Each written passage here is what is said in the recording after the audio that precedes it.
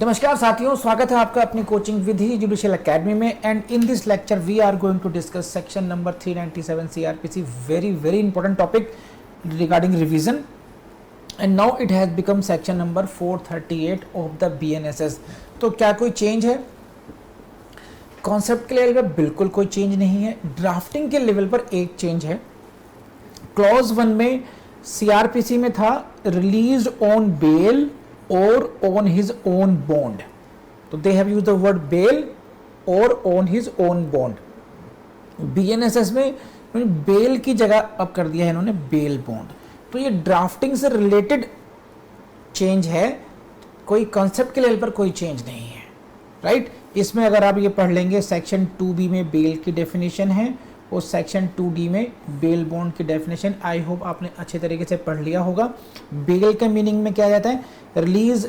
अगर हम किसी को बेल पर रिलीज करते हैं तो उसका मतलब क्या होता है कि या तो वो कोई अपना बॉन्ड देगा, पर्सनल बॉन्ड देगा, या कोई बेल बॉन्ड देगा। बेल बॉन्ड का मतलब होता है विद श्योरिटी, राइट। तो अब इन्होंने पहले जो बेल था, केवल उसके कोई बेल के मीनिंग को डिफाइन कर दिया इन्होंने।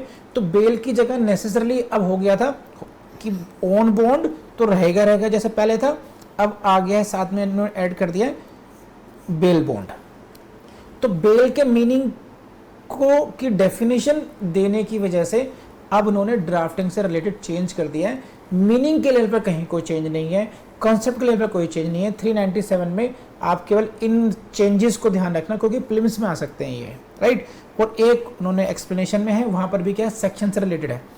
पहले सेक्शन नंबर 398 था, अब उसकी जगह रिप्लेस हो गया section number 439 of the BNSS, right. So meaningful change कुछ भी नहीं है, आपको वैसे ही पढ़ना है जैसे इस टॉपिक को पढ़ाया गया है। तो let's start the class. Section 397 to 405 deals with the powers of revision conferred on the higher courts and procedure to regulate these powers। दो चीजें डील करनी है आप लोगों ने इस चैप्टर में 397 टू 405 में। Two things, powers and procedure. क्या क्या? Powers and procedure. जो रिविजनल कोर्ट्स हैं, what are their powers and what are the procedure to regulate them. उस पावर को नियंत्रित करने के लिए भी प्रोसीजर क्या होना चाहिए, वो भी इन्हीं में बताया गया है। कितने सेक्शन है? 397 से लेकर के 405 तक, समझे आप? तो दिस इज, लेकिन क्वेश्चन सर जो बहुत इंपॉर्टेंट बात यह है, देखिए अपील से डिफरेंशिएट भी करना है। अपील तो as a matter of right दी जाती है। फर्स्ट जो एक अपील का राइट दिया जाता है, जिन जिन मामलों में अपील हो सकती है, that is as a matter of right. वहां पर अपील फाइल करने का राइट है कि नहीं है? भले ही किसी कुछ ही मामलों में 384 में समरी डिसमिसल हो सकता है, ये बात अलग हो गई है ना। लेकिन खास बात क्या है रिवीजन में? खास बात क्या है? It is purely discretionary in nature. The powers of revision conferred on the higher courts are very wide and are purely discretionary in nature, and therefore no party has any right as such to be heard before any court exercising such power। It is very important line, आपके notes में है ना? हाँ, कि discretionary power है, यहाँ तक कि कोई भी party as a matter of right ये नहीं कह सकती कि मुझे सुना जाए। No party has a right to be heard. ये बात अलग है कि as a policy of prudence court सुनती है, लेकिन कोई आदमी ये नहीं कह सकता कि रिवीजन में सुनना ही होगा आपको, समझे आप? तो this is a big difference. यहाँ पर रिवीजन की पावर है, बहुत वाइड पावर्स हैं, अभी हम डिस्कस करने वाले हैं। तो ये तो केवल कॉन्सेप्ट वाली बात है, इसको समझना चाहिए आप लोगों ने। समझ लिया? बढ़िया आगे अब बढ़ते हैं। नव हम लोगों का बेर एक्ट शुरू हो जाता है section 397। Very important for you. 397 जरा देखो, पढ़ो क्या हेडिंग से समझिए। Calling for records. क्या? रिकॉर्ड को मंगाना। Calling for records to exercise powers of revision. Revision की शक्तियों का प्रयोग करने के लिए रिकॉर्ड को मंगाना। तो जनरली कई लोग कहते हैं कि ये रिवीजन 397 में फाइल करेंगे। बात 397 में फाइल करना, पावर्स करना, ये सब अलग चीजें हैं। आपने क्या समझना है कि हेडिंग क्या है 397 की? 397 में क्या हो रहा है? They are calling records.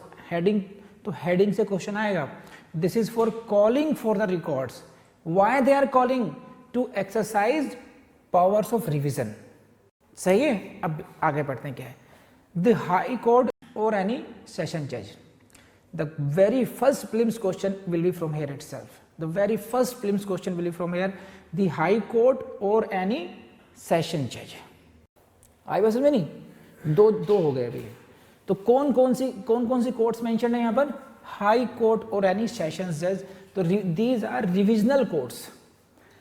Power of revision lies with high court as well as with session जज। तो कीप इट इन माइंड, यहीं से क्वेश्चन आता है कि रिवीजन कोर्ट कौन कौन सी हैं, हाई कोर्ट है और सेशन जज है। कर लेंगे। मे call and examine the record of any proceeding before any inferior criminal court. और ये बहुत इंपॉर्टेंट वर्ड है, इंफीरियर क्रिमिनल कोर्ट। इसको आप हाईलाइट कर लीजिए, inferior criminal court. Inferior criminal court situate within its or his local jurisdiction for the purpose of satisfying itself or himself as to the, ये 3-5 words हैं, correctness, legality or propriety of any finding, sentence or order recorded or passed as to the regularity of any proceeding। Please इसको भी highlight करेंगे, any proceeding. ये सारे शब्द जो हैं बहुत महत्वपूर्ण शब्द हैं सभी ये, इन पर आपको व्याख्या करनी पड़ेगी इनकी। मैंने this was your bare act reading है क्या समझाया था। कौन कौन सी कोर्ट हैं? 2 कोर्ट्स हैं, हाई कोर्ट और सेशन कोर्ट। इसको ऐसे समझिए आप, ये लीजिए, इस स्लाइड से समझिए आप, इससे समझ में आएगा आपको। हाई कोर्ट और सेशन जज क्या कर सकते हैं? They may call for and examine, call करना और फिर क्या करना? एग्जामिन करना। किस चीज को? The record of any proceeding, किसी कार्यवाही का रिकॉर्ड। अब ये ध्यान रखना, मैंने कहा एनी प्रोसीडिंग। एनी प्रोसीडिंग कहा है, इसका मतलब कोई स्पेसिफिक प्रोसीडिंग नहीं है, ये एक जनरल शब्द है, एनी प्रोसीडिंग। और इसको आप ऐसे ही ध्यान रखेंगे, इसको any proceeding. What is the purpose? क्यों कोर्ट कॉल कर रही है पेपर्स को, रिकॉर्ड को क्यों कॉल कर रही है, सेशन जज क्यों बुला रहा है, हाई कोर्ट क्यों बुला रही है? Why? Because they want to examine and they want to satisfy themselves, खुद को संतुष्ट करना चाहते हैं किस बारे में? कि वो जो प्रोसीडिंग चल रही है इसकी करेक्टनेस सही है नहीं है, लीगलिटी वैलिड है नहीं है, प्रोप्राइटी सही तरीके से हो रहा है नहीं हो रहा काम, है ना। ऑफ एंड किसकी? करेक्टनेस, लीगलिटी और प्रोप्राइटी, तीनों शब्द को याद कर लीजिए अच्छी तरीके से। किसकी? ऑफ एनी फाइंडिंग, अगर उन्होंने कोई फाइंडिंग दी है लोअर कोर्ट में, सही है, या कोई सेंटेंस सुनाया है, सजा सुनाई है, या ऑर्डर रिकॉर्डेड और पास्ड, या फिर रेगुलरिटी ऑफ एनी प्रोसीडिंग, की क्या कोई जो प्रोसीडिंग है वो रेगुलर है या नहीं है, इरेगुलर तो नहीं है, अनियमित तो नहीं है, सब नियमितता चेक करना उसकी। कहाँ से मंगाएंगे? ये इंपॉर्टेंट है। The record of any proceeding कहाँ से? Before any inferior criminal court. कौन सी कोर्ट है, कहाँ पर है? विच सिचुएट विद इन इट्स और हिज लोकल जुरिस्डिक्शन, यानी कि हाई कोर्ट के लिए उस राज्य की कोई सी भी कोर्ट हो गई अभी है। इंफीरियर क्रिमिनल कोर्ट, दंड न्यायालय, समझे? तो इसका ध्यान रखना इंफीरियर का। आप समझ गए? समझ के आप ये। अब मैं इसको बहुत आसान शब्दों में फिल्म इडियट, 3 इडियट, श्रीमान रेंचो जी की भाषा में समझाता हूँ, आसान भाषा में। सिर्फ ये कि ये 2 कोर्ट हैं, हाई कोर्ट और सेशन जज। इनमें से कोई सी भी कोर्ट जो इनके अधीनस्थ न्यायालय हैं, जो इनके अधीनस्थ न्यायालय इंफीरियर क्रिमिनल कोर्ट्स हैं, वहाँ से किसी भी कार्रवाई की लीगलिटी को चेक करने के लिए, करेक्टनेस को चेक करने के लिए, एज पर जुरिस्डिक्शन कर रही हैं, काम नहीं कर रही हैं, उसको चेक करने के लिए रिकॉर्ड मंगा सकते हैं बस, और उस रिकॉर्ड को एग्जामिन कर सकते हैं। जैसे आप मान लीजिए कोई मजिस्ट्रेट कोर्ट है आपकी, है ना, और आपके यहाँ कोई कार्रवाई चल रही है, एक पत्नी ने अपने पति पर मेंटेनेंस का केस डाल रखा है, तो ये क्या हो गया? एनी प्रोसीडिंग हो गई, समझे। अब उस किसी पॉइंट पर आपने एक ऑर्डर पास करा, अब उसको चैलेंज किया गया रिवीजन कोर्ट में, सेशन कोर्ट में, तो सेशन कोर्ट पहला काम क्या करेगा? उस सारी कार्रवाई का रिकॉर्ड अपने पास मंगाएगा। पहला काम यही होगा ना, क्योंकि वो तभी पता चलेगा कि आपकी फाइंडिंग सही है या नहीं है, मजिस्ट्रेट कोर्ट सही तरीके से काम कर रही है या नहीं कर रही है। मान लीजिए उन्होंने कहा कि आपको तो सुनवाई करने का अधिकार ही नहीं था, you don't have any jurisdiction, तो कैसे चलेगा पता? वो सारे पेपर्स को, रिकॉर्ड्स को मंगाना पड़ेगा कोर्ट को। तो दिस इज डीलिंग 397 का जो ये वाला पार्ट है, it is dealing with only call and examine the record. बात समझ नहीं आई बात? ये कॉलिंग ऑफ द रिकॉर्ड की बात कर रहे हैं। खास बात क्या है आपको जो देखना है, जो शब्द का प्रयोग करा गया है, रिकॉर्ड ऑफ एनी प्रोसीडिंग। यहां पर यह नहीं कहा गया कि रिकॉर्ड ऑफ एनी इंक्वायरी, ये नहीं कहा गया कि रिकॉर्ड ऑफ एनी ट्रायल, ये नहीं कहा नहीं गया, रिकॉर्ड ऑफ एनी प्रोसीडिंग। आई बात समझ नहीं? तो ये कोई भी प्रोसीडिंग्स हो सकती है, ये मेंटेनेंस ऑफ सूट भी हो सकती है, maintenance of proceeding for maintenance हो सकती है, एग्जीक्यूटिव मजिस्ट्रेट के सामने हो सकती है, कुछ भी, कोई भी प्रोसीडिंग हो सकती है इसमें। ठीक है, जनरल शब्द का प्रयोग करें। बढ़े आगे सब? बस इसको दोबारा पढ़वाता हूं आपको। द हाई कोर्ट और सेशंस कोर्ट, ठीक है, is empowered to call for and examine the record of any proceeding before any inferior court and satisfy itself as to the correctness, legality or propriety of any order passed by the inferior court. समझ गए हो तो please raise hand. Very good. Any defect, irregularity or illegality justifying corrective action is found if found on the examination of the record. Record को examine करा, record आ गया court के सामने, now record is examined. अगर examination of record से क्या चलता है पता है कि कोई इरेगुलरिटी है, कोई इलीगैलिटी है, अब कोर्ट को करेक्टिव मेजर लेने पड़ेंगे, इसको ठीक करना पड़ेगा। देन सब्सिक्वेंट सेक्शन जो है namely 398 to 401 empower the superior courts to pass suitable orders to remove the miscarriage of justice. 398 से 401 में जो पावर्स दे रखी हैं कोर्ट्स को, वो अपनी उन पावर को एक्सरसाइज करते हुए एप्रोप्रिएट ऑर्डर्स को इशू कर सकते हैं। तो बनी sequencing, calling of the record, examination of the record, then using these powers 398 to 401 for corrective measures. कौन सी कोर्ट है? High court and sessions court. कर लेंगे सब? Very good. अब देखिए इसको समझते हैं।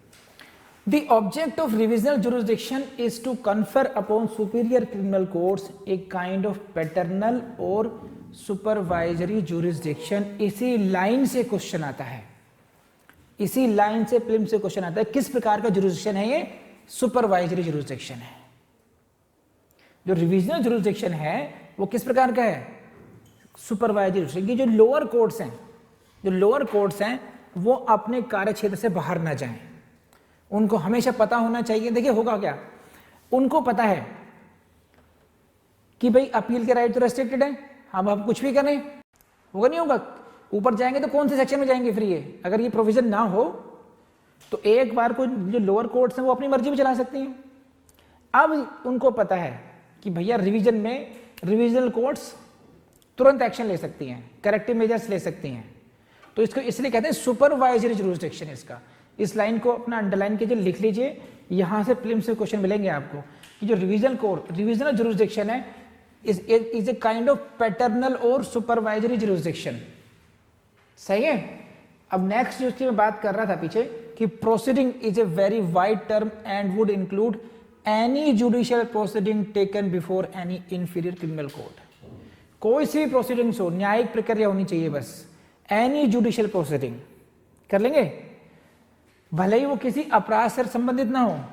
इट इज नॉट नेसेसरी कि it must be related to any offence and for therefore 125 में, 126, 133, 144 में अगर कोई कार्रवाई हो रही है सीआरपीसी में, तो वो भी इसके उनका भी रिवीजन हो सकता है। 125-26 में क्या है? मेंटेनेंस प्रोसीडिंग्स है ना, तो वो तो किसी अपराध से संबंधित नहीं है, फिर भी रिवीजन में जा सकते हैं क्योंकि वो एनी प्रोसीडिंग्स में इंक्लूड होगा। वो जो शब्द है any maintenance proceedings will be included in word any proceedings. नहीं आई समझ बात? कर लेंगे? Very good. अब रिकॉर्ड मंगा लिया, एग्जामिनेशन हो गया, और क्या कर सकते हैं? And may when calling for such record direct that the execution of any sentence or order be suspended. When calling such record, जब उस रिकॉर्ड को मंगाया जाएगा तो ये डायरेक्शन दे सकते हैं जिस सेंटेंस के विरुद्ध, जिस आदेश के विरुद्ध हमने एग्जामिनेशन करना है रिकॉर्ड का, वो दैट भी सस्पेंडेड, उसको भी सस्पेंड मोड में रखा जाए, अदरवाइज पर्पज फ्रस्ट्रेट हो जाएगा। जिस ऑर्डर के विरुद्ध हम जा रहे हैं रिवीजन में वो एग्जीक्यूट हो गया अगर, तो what will be the consequence then, what will the fun, फिर किस बात का रिवीजन, इसे दैट में भी सस्पेंडेड। और क्या कर सकते हैं, if the accused is in confinement, अगर एक्यूज जेल में है, that he be released on bail on or on his own bond pending the examination of the record. और अगर व्यक्ति एक्यूज जो है जेल में है तो उसको बेल पर छोड़ा भी जा सकता है। तो दिस इज अगेन 397(1) में बेल का प्रोविजन भी है, समझे कि नहीं? जरा याद करो, मैं आपको याद दिलाता हूं थोड़ा सा, सेक्शन आपने पढ़ा था 389, suspension of sentence pending the appeal, release of the appellant on bail. Pending any appeal by a convicted person, the appellate court may, for reasons to be recorded in writing, order that execution of the sentence or order appealed against be suspended, and also if he is in confinement that he be released on bail। तो bell का जो provisions है, जो bell पे release है, कई बार हमारा दिमाग केवल 436, 437, 438 उस तरफ ही जाता है, क्योंकि वो स्पेसिफिक चैप्टर बेल पर ही है। लेकिन बेल के प्रोविजंस अलग भी दिए गए हैं। 389 फर्स्ट में आ गया, 397 फर्स्ट में बेल का प्रोविजन आ गया। समझे आप? समझ गए यहां तक क्या क्या होगा? तो 397 में क्या क्या होगा, रिकॉर्ड्स में भी कॉल्ड, रिकॉर्ड्स में भी examined, from which court, from inferior criminal court. अब इंफीरियर क्रिमिनल कोर्ट का मतलब क्या है, उसके लिए आपको जाना पड़ेगा एक्सप्लेनेशन में। Explanation, all magistrates whether executive और judicial, and please note down this is the question of your prelims, all magistrates whether executive or judicial। तो it is not confined to this what, only judicial magistrate। revision can be of the proceedings being carried on before the executive magistrate, क्योंकि वो भी criminal courts हैं। please go to section 6। section 6 क्या कहता है, classes of criminal courts। 397 क्या कहा, शब्द का यूज करा है, तो 397 में शब्द क्या यूज किया गया है, 397 में क्या शब्द यूज कर रहा है, record of any proceeding before any inferior criminal court. Inferior criminal court and criminal court includes as well this is criminal court में कौन सी है, बिसाइड्स द हाई कोर्ट, यहाँ पर executive magistrate is also a criminal court. ये ना, ये था executive magistrate is also a criminal court. It means revision can be done even of the proceedings which are being carried before the executive magistrate। हाँ या ना? raise hand if you have subject। very good। एक बार bell act में हर एक शब्द की जानकारी हो जाए, फिर याद करना आसान है आपको, आप छोड़ नहीं पाएंगे, अरे यार ये तो इंपॉर्टेंट है, एक्सप्लेन करना पड़ेगा, एनी प्रोसीडिंग को एक्सप्लेन करना पड़ेगा, इंफीरियर क्रिमिनल कोर्ट्स को एक्सप्लेन करना पड़ेगा। अगर आपने ऐसे लिख डाला, जैसे क्रिमिनल कोर्ट्स का आया, सेक्शन 6 का संदर्भ दे दिया कि एग्जीक्यूटिव मजिस्ट्रेट, जैसे यहां जिक्र कराया उन्होंने, ऑल मजिस्ट्रेट्स वेदर एग्जीक्यूटिव और जुडिशियल, है नहीं, एंड वेदर एक्सरसाइजिंग ओरिजिनल और appellate jurisdiction shall be deemed to be inferior to session जज। इन सभी कोर्ट्स को इस सेक्शन के लिए, और जो अगला सेक्शन है 398, उस सेक्शन के लिए इनको इंफीरियर कोर्ट माना जाएगा। आई बात समझ नहीं? कोई सा भी मजिस्ट्रेट हो, चाहे वो जुडिशियल मजिस्ट्रेट हो, चाहे वो एग्जीक्यूटिव मजिस्ट्रेट हो, उनको 397 एंड 398 के पर्पज से इंफीरियर क्रिमिनल कोर्ट समझा जाएगा।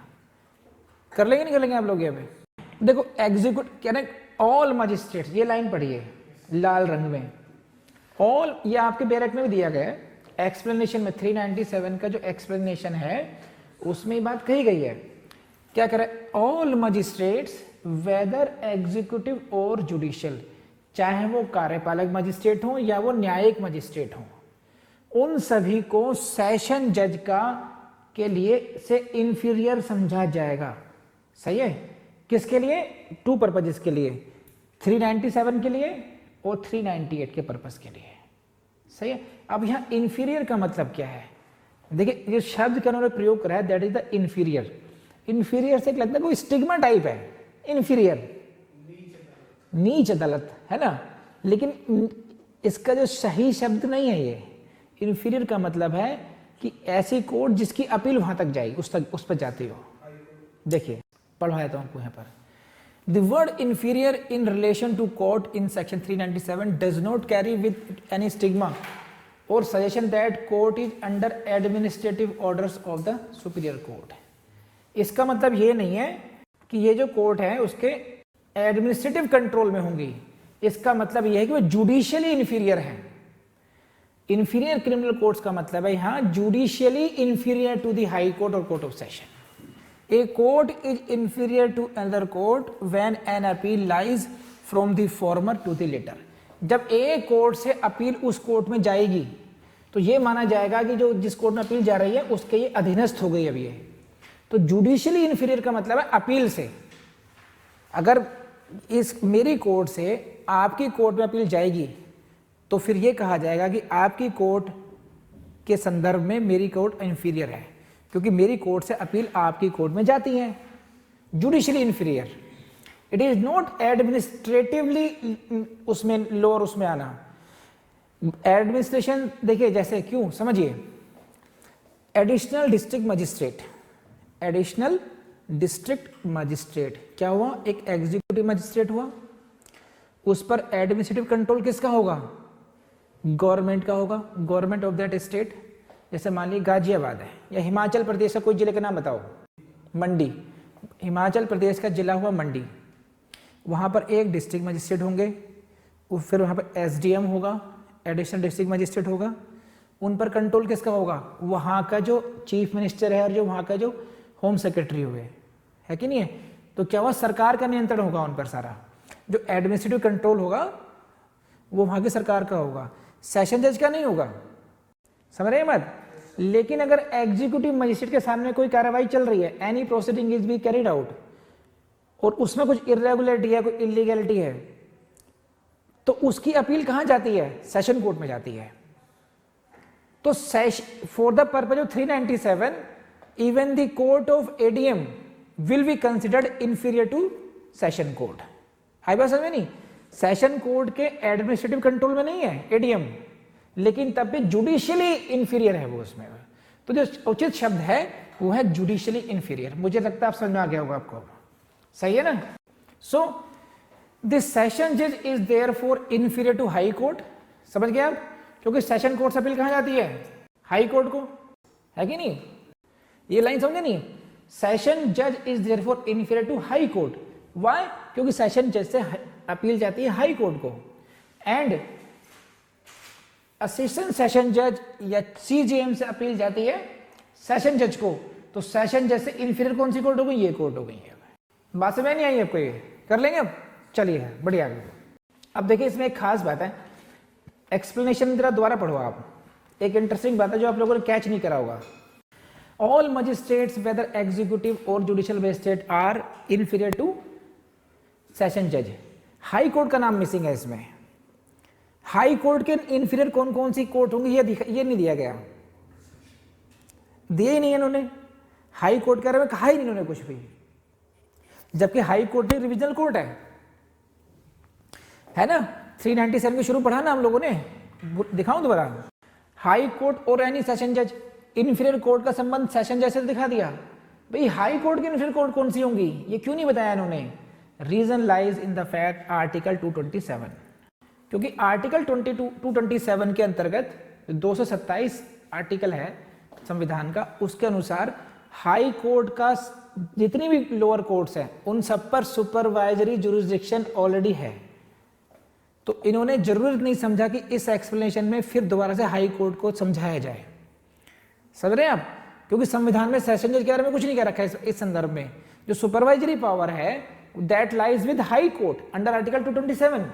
Therefore, this was not clarified in the explanation about the High Court.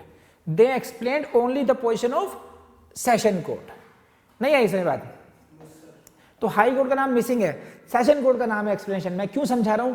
ताकि आप जब याद करेंगे आपको ध्यान रहे कि यार यहाँ पे कौन कौन शब्द आगे इंपॉर्टेंट, इन्फीरियर क्रिमिनल कोड आया है कि नहीं है, correctness, propriety, legality of any proceedings, of any sentence, order passed, regularity of any proceeding, high court, session court, session जज, मेक कॉल एंड एग्जामिन, है कि नहीं सारे शब्द इसमें, आपको याद करना आसान हो जाएगा।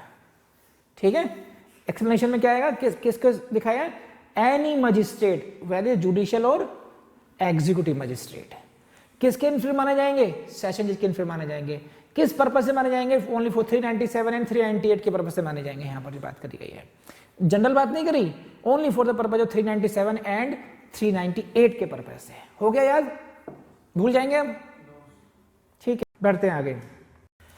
It may however be noted that magistrate holding an inquiry under 176 does not function as a criminal court।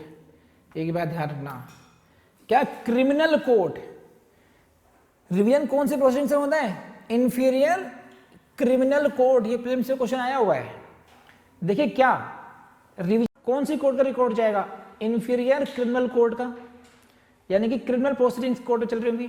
जब कोई मजिस्ट्रेट 176 में कार्रवाई कर रहेगा, सेक्शन 176 में, मैं आपको दिखाता हूं रिकॉर्ड है क्या, please see this, section 176 does not function as a criminal court. Magistrate holding an inquiry under section 176 does not function as a criminal court. जब मजिस्ट्रेट सेक्शन 176 में कार्रवाई करता है तो उसकी कार्रवाई को क्रिमिनल कोर्ट की कार्रवाई नहीं माना जाएगा। तो प्लीज ये देख लेते हैं 176 में होता क्या है, आप लोग पहले पढ़ चुके हो, फिर भी रिमाइंड कराता हूं एक बार। देखिए क्या 176 deals with the inquiry by the magistrate into the cause of death. मृत्यु के कारणों को जानकारी करने के लिए, इंक्वायरी करने के लिए जो कार्रवाई होती है मजिस्ट्रेट के द्वारा 176 में। तो जब वो उसको पढ़ते हैं क्या है, देखिए, when any person dies while in the custody of the police custody में डेथ हो जाए, या फिर जो और मेंशन्ड रीजंस है, मैं डिटेल में नहीं पढ़ा रहा है 176 है ना, तो जब इस डेथ की इंक्वायरी करनी है तो this is not a criminal court, in that capacity magistrate is not acting as a criminal court, he is acting as a magistrate, not as a criminal court. आई बात समझ नहीं आई? तो 176 की प्रोसीडिंग्स क्योंकि क्रिमिनल कोर्ट में नहीं चल रही हैं, इसलिए इनका रिवीजन नहीं हो सकता। फिर बढ़ू आगे, चलिए फिर सही है। The records of such an inquiry cannot be called and examined by the High Court under section 397 because क्योंकि रिकॉर्ड किसका मंगाएंगे, इंफीरियर क्रिमिनल कोर्ट्स का मंगाया जाएगा, सही है। और जब मजिस्ट्रेट 176 में कार्रवाई कर रहा है then he is not acting as a criminal court, सही। चलो sir, it's very very important. हम लोगों ने इसमें भी देखा था, अपील में भी देखा था, किस किस वो ट्रांसफर में पढ़ते हैं हम लोग कि किस किस की एप्लीकेशन पर ट्रांसफर हो सकता है कि नहीं है। तो यहाँ पर भी हमें देखना है यहाँ पर कि कोर्ट ये जो रिविजनल जो जुरिस्डिक्शन है, जो सेशन कोर्ट है और हाई कोर्ट है, ये किस किस की कार्रवाई पे कार्रवाई कर सकती हैं, ये किस किस की एप्लीकेशन पे, क्या खुद भी कर सकती हैं या किसी स्ट्रेंजर की कार्रवाई पे कर सकती हैं, क्या स्ट्रेंजर अजनबी की उसमें।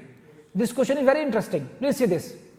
From the nature of the powers given to the revisional courts, it follows that revisional courts can act either on its own motion, अपने ही खुद भी एक्ट कर सकती हैं। Own it is not necessary कोई पहले जाए वहां पर कंप्लेंट करे, रिविजनल पेटिशन लेकर के जाए, it is not necessary. Even these revisional courts can act suo motu and it is very important. Why? See देखिए, इनका काम क्या है, सुपरवाइजरी जुरिस्डिक्शन है। जब मुझे सुपरवाइजरी जुरिस्डिक्शन देखना है, क्या है मेन पर्पज, क्या कि जो कोर्ट्स हैं they shall remain within their boundaries, वो जो जुरिस्डिक्शन बाउंड्रीज हैं उनकी, उसके अंदर रह करके वो काम करें। अगर मैं उनका सुपीरियर हूं, मेरी ड्यूटी है ये, तो मैं इस बात का इंतजार करूंगा कि पहले कोई कंप्लेंट आए। अगर मेरी जानकारी में आ रहा है कि this is not happening good, then I can act suo motu as well and it is very important. और यहीं से क्वेश्चन प्रीलिम्स का आता है, यहां से कि क्या रिविजनल कोर्ट्स अपने आप भी एक्शन में आ सकते हैं। Yes, either on its own motion या ये on the motion of even a stranger. एक अजनबी व्यक्ति भी अगर जानकारी लेकर आता है, उस पर भी वो कार्रवाई कर सकती हैं। समझ में आई बात नहीं है ये? Who may be instrumental in bringing to the knowledge of the revisional court a matter which otherwise the revisional court may not have known, जिसकी जानकारी उनको नहीं हो पाती अगर किसी स्ट्रेंजर ने भी उनको बता दिया कि जी ऐसा ऐसे गड़बड़ चल रही नहीं चली कोर्ट में, then revisional court can act on the basis of information of the stranger as well. तो प्लीज लिख लीजिए, अगर आपके नोट्स में लिखा हुआ है तो उसको प्ली फॉर प्रीलिम्स लिखा लीजिए, यहां से क्वेश्चन आता है या पूछ लेगा आपसे वो।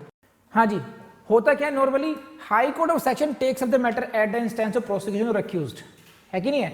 ये अपने आप नॉर्मली क्या होता है, आम सर्कमस्टेंसेस में क्या होगा कि या तो एक्यूज जाएगा रिवीजन में या प्रोसिक्यूशन जाएगा, या कुछ मामलों में हाई कोर्ट या सेशन कोर्ट खुद भी ले लेते हैं। तो स्ट्रेंजर का मामला है, स्ट्रेंजर वाले ये एक्सेप्शनल केसेस में है ये, in some rare cases, rarest cases में इंफॉर्मेशन में भी received by this court even from a stranger, और कहां से, जैसे न्यूज़पेपर हुआ तो divisional court can interfere on information content in the newspaper, newspaper में कोई रिपोर्ट आ गई उसके आधार पर भी डिविजनल कोर्ट्स एक्शन ले सकती हैं। मान लीजिए कोई मैटर चल रहा है, लोअर कोर्ट्स में चल रहा है कोई मैटर और हाईलाइटेड केस हो गया, डेली रिपोर्टिंग हो रही है उस मैटर की, उसमें ये हुआ, उसमें ये हुआ, उसमें आज ये हुआ, हाई कोर्ट की नजर भी नेचुरली होंगी इस पर, है ना? अगर हाई कोर्ट को लग रहा है कि नहीं मजिस्ट्रेट साहब तो दूसरी अपनी बाउंड्री से बाहर जा रहे हैं, अपने जुरिडिक्शन से बाहर निकल रहे हैं ये, तो high court will not wait, session court is not bound to wait for that कि जब मुझ पर कंप्लेंट आएगी हम तभी एक्शन लेंगे। No, they have power to intervene even on the basis of the information given by the newspapers as well. तो ये जो पॉइंट है आपके एग्जाम के पॉइंट से बहुत इंपॉर्टेंट है, समझने की बात तो है ही है। बेयर एक्ट में क्योंकि नहीं है ये, this is very important for you, कर लेंगे। तो न्यूज़पेपर हो गया, play card on the wall और एन एनोनिमस पोस्ट कार्ड, कोई पोस्ट कार्ड ही मिल जाए, एनोनिमस, किसी का नाम भी नहीं है लेकिन संज्ञान में आ गया कोर्ट के बस, तो even in that condition court को अगर लगता है कि in the interest of justice we should interfere, they will interfere, that's all. तो कितनी बड़ी पावर होगी, जो मैंने शुरू में बताया था कि very wide powers, discretionary powers, सही है, कर लेंगे। चलिए, तो दिस इज ऑल 397 क्लॉज 1। अभी तक हम लोगों ने केवल पढ़ा है 397 clause 1। Now come to the 397 clause 2। What it says? It says what? This is the powers of the revision conferred by subsection 1 shall not be exercised in relation to any interlocutory orders passed in any appeal, inquiry, trial or other proceedings. Very important, ये बार है, ये एक limitation है कि कब revisional powers का इस्तेमाल नहीं करेंगे अगर कोई इंटरलोक्यूटरी ऑर्डर है। मैं इसकी हिंदी मीडियम में देखता हूँ क्या नाम है इसका। So 397 क्लॉज 2 को समझ लीजिए क्या है। The powers of revision conferred by subsection shall not be exercised in relation to any interlocutory order। इसको बोलते हैं अंतर्वर्ती आदेश हिंदी में, कि अगर कोई ऑर्डर इंटरलोक्यूटरी होगा तब उस ऑर्डर के विरुद्ध आप रिविजनल कोर्ट में नहीं जाएंगे, और यहीं से प्रीलिम्स से क्वेश्चन आता है। अब इंटरलोक्यूटरी वर्ड, ये जो ऑर्डर है इसका मीनिंग समझ लीजिए ढंग से है क्या। इसका मतलब ये है कि जैसे ऑर्डर हुआ किसी को सम्मन करना, विटनेस को सम्मन करना, ऐसा ऑर्डर जिससे आपके राइट्स पे फर्क नहीं पड़ता हो, जो पार्टीज के राइट्स हैं उन पे फर्क नहीं पड़ता हो, उस लिए अंत वो नहीं हो, फाइनल नहीं हो। तो ऐसे हर एक्चुअली होगा कि अदरवाइज, जैसे आज कोर्ट में गए आपने कहा वकील साहब हमारे आज वकील साहब नहीं आ रहे और आप हमारे एडजमेंट दे दीजिए, सही है। दूसरी पार्टी इसको अपोज कर रही है, प्रोसिक्यूशन अपोज कर रहा है, एडजमेंट दे दिया गया, अब ये भी कोर्ट का एक ऑर्डर हुआ। दिस इज एन इंटरलोक्यूटरी ऑर्डर, समझ नहीं बात है ये। तो जो इंटरलोक्यूटरी ऑर्डर्स के विरुद्ध आप रिवीजन में नहीं जाएंगे। एंड फॉर योर इंफॉर्मेशन, जो इंटरलोक्यूटरी ऑर्डर्स पर ही इसी के एक्सप्लेनेशन पूरा का पूरा मेन से क्वेश्चन आता है, सही है। तो उसके मीनिंग और उसके केस लॉस के लिए I will take a separate class only for that, क्योंकि एक फ्लो बना हुआ है। तो इंटरलोक्यूटरी की ब्रांच में मैं अभी नहीं जाऊंगा, तो इंटरलोक्यूटरी पर पूरा का पूरा एक लेक्चर होगा अलग से कि कौन कौन से ऑर्डर्स को कोर्ट ने इंटरलोक्यूटरी माना है और कौन कौन से ऑर्डर पर नहीं माना है, क्योंकि कहीं ना कहीं दोनों ही तरफ रूलिंग्स आ गई हैं कुछ जगह पर, तो थोड़ा सा कॉम्प्लिकेटेड हो जाएगा आपके लिए समझना। तो I will give you notes and as well as lecture on that कि विच ऑर्डर्स आर यार have been declare to be interlocutory. बड़ा विवाद है कई क्वेश्चन पर, तो इसलिए मैं उसमें रुकूंगा नहीं अभी है।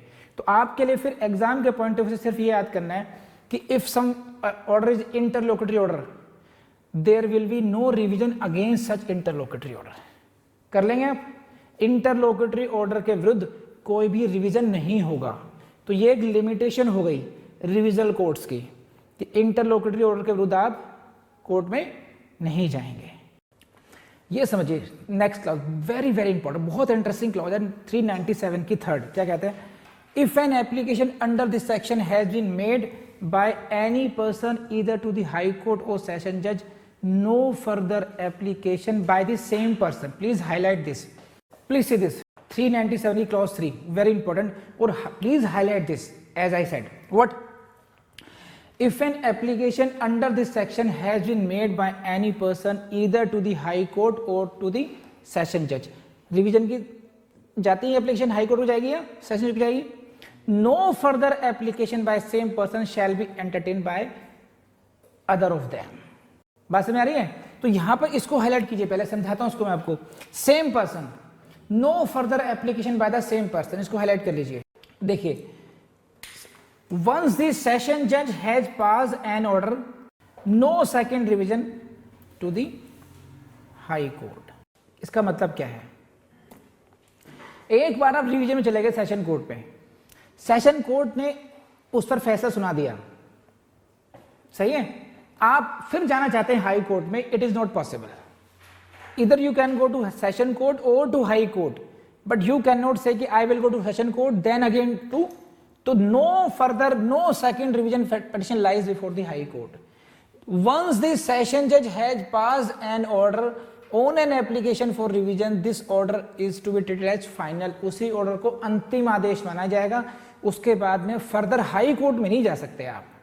No second revision. लेकिन टेक्निकलिटी है इसमें, देखिए टेक्निकलिटी इन्वॉल्व क्या है, इस इलस्ट्रेशन को समझ लीजिए आप, यहां से समझ में जाएगी आपको। देखिए वेरी वेरी इंपॉर्टेंट, यहां से प्रीलिम्स से क्वेश्चन गलत करके आएंगे, आप शर्त ये बता रहा हूं मैं, बहुत ढंग से समझना।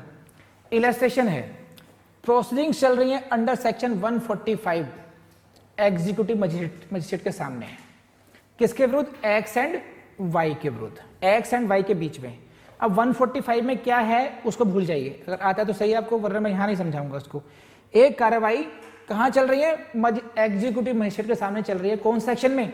145 में। सेक्शन 145 की कार्रवाई कहां चलती है? एग्जीक्यूटिव मजिस्ट्रेट के सामने चलती है, किसके विरुद्ध में? X and Y. Got it? Next, अब आप जो है ना, a proceeding under section 145 between X and Y was terminated before the magistrate in favour of X, इसका मतलब अगेंस्ट वाई। उस जो 145 की कार्रवाई है उसमें डिसीजन किसके विरुद्ध गया? वाई के विरुद्ध और एक्स के फेवर में। तो रिवीजन में कौन जाएगा? जिसके विरुद्ध फैसला आएगा, किसके विरुद्ध? वाई। तो Y approached session court, the criminal revision of Y before the session जज वाज डिसमिस्ड। आई बात में? वाई कहां गया? सेशन कोर्ट में गया, लेकिन उसका जो रिवीजन है that was dismissed by the session court.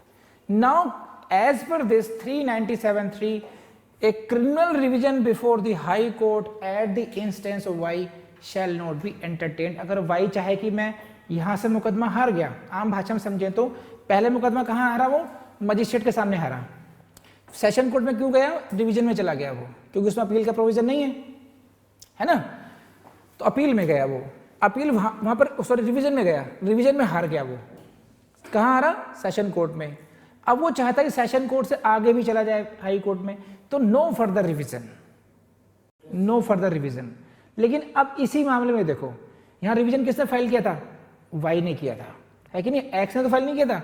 अब इसका उल्टा हो जाए, मान लीजिए if wise criminal revision before the session जज वाज अलाउड, मान लो वाई जीत जाता तो कौन हारता?